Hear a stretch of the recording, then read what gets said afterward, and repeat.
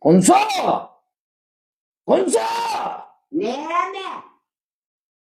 Hadi suyucuğun koy gittin yanına çay yok mu? Ödüm diler içmez mi? Gonca! Ay kakası gellimle.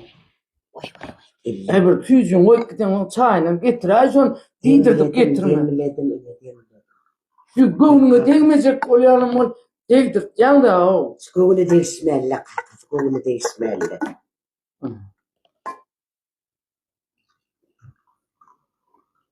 O doğumurca bu yayırlar o. Bu yana kakası al. Vay kakası mihman. Nerede görüyorsun o mihman? İni kakası seret. Vay yatımlık geliyor. Yanı bir hildik durdu innem yat yani. Ha mihman yatımlık geliyor kakası. Ayarlanım ara motorunu oy. Bu yönü bu çöp atım çay. Kakası Ha.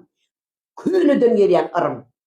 Çöp dağıyla de mihman şol. İne görürsün mihman. Şu mihman ha? Hava.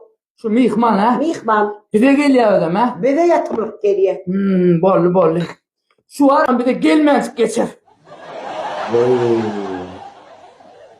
Demik treyne mihman ha. Yedil ettim. Vay kıydım. Kayda. Vay içi sen.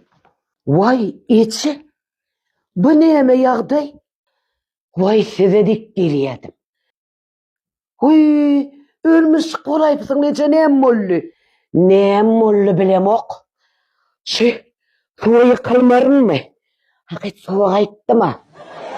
Vay şeydip çıkyan. Şu demaliyen hakit bir şeydip yedi bilen basyan ya Allah'ıydım. Vay yine kopuk bitiyen. Yine şeydip çıkyan kıydım. Yine bilen basyan ya Allah tövbe ettim. Allah çağın. Vay çıktım la kıydım bir özüme bir geleyin hedir kurrun veririm. Bor içi, bor. Bak şimdi bilen olduğundaydım can.